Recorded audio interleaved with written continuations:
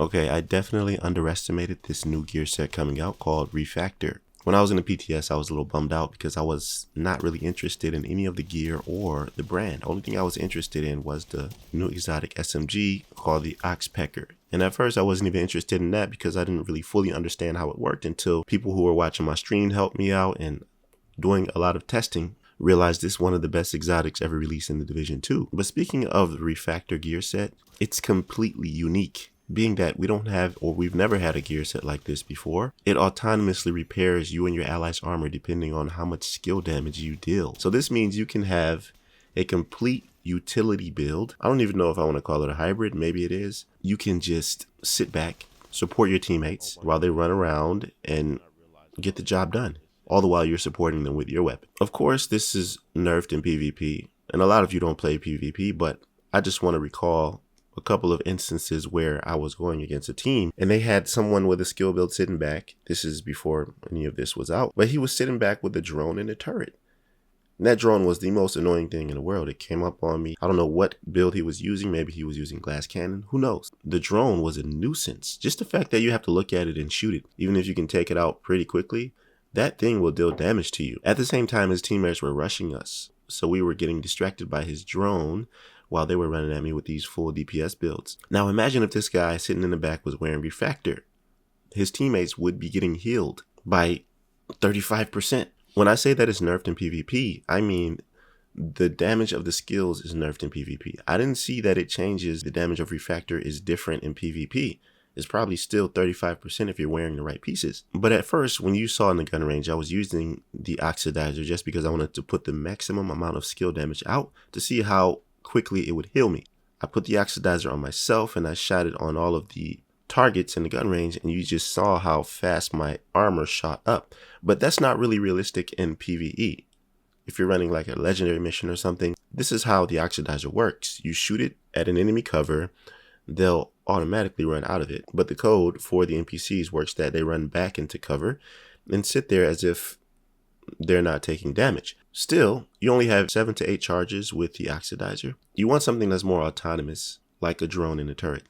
So I've set up a really good build for this, and I'm not really going to go into detail. I just threw something together, and I think I might run it this way, but I'm still testing out different styles because the new Monkey King brand set, or whatever it's called, grants 52% repair skills for the third piece. Now, instead of using the oxidizer, like I said, I'm using the drone and turret, and I play with this in Roosevelt Island just to test it out to see how it works, and it was exceptional just with myself. I have one person I was playing with on the PTS. Not many people have the PTS, so you're lonely for a lot of the time and you can't really test things out, especially that new backpack, Birdie's Quick Fix Pack exotic backpack. That thing feels like cheating, and you get the damage reduction. Anyway, that's a video for another day. What I was saying here is that I was playing solo Roosevelt Island with the drone and turret, and here's the stats for my drone and turret. I did a few calculations, and this is just base. This is without the capacitor, without spike, which will exponentially increase your skill damage as well. Remember, the more skill damage you deal, the more repair you're going to receive.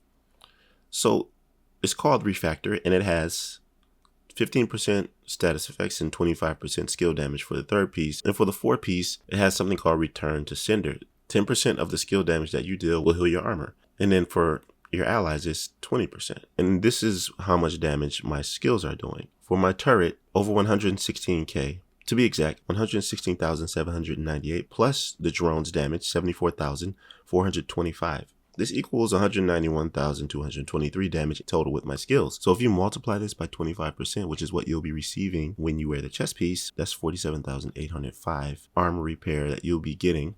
And I have 1.1 million armor. So that's a significant amount. I don't have to tell you. You can see right here what it's doing. I said I'm using the chest piece with the exclusive increased interest talent. And without it, the gains will be minimal. Now, I decided to go without the backpack. In every gear set, they have an exclusive chest piece talent and an exclusive backpack talent. The backpack talent is called over-engineered, and I always analyze gear set talents to see if they're worth using in the long run. And this one works in a way where you have to have a lot more armor. I could do that because I made a build called Juggernaut with 6 skill tiers or 5 skill tiers or something like that. It was really tanky, and I still had the skill damage to justify using Technician and using like the capacitor or whatnot. But it won't be as tanky since you're not using the brand sets that allow you to have this extra skill tier here or this extra skill tier there, which will justify your armor gain. Can't do that with this gear set. You just have what they give you. And the gear set attributes are status effects and skill damage, which is why I went without the backpack. So over engineered gives you 40% of your armor as bonus armor when you're at full health, and it doesn't apply to your teammates. So I really think this is not something important. It's not really going to be viable in a situation like this. But what I'm saying is that this is the perfect support build. It's a utility build, and I think that there are so many ways that you can go with this to make it awesome for your teammates and make especially something like climax difficulty or legendary missions an asset to really help you out in. But yeah, I just had to show this to you guys. I'm definitely going to make a build like this when the patch rolls out. I wanted to explain it to you and let you know what was going on with this. I just had to take a breather from the PTS.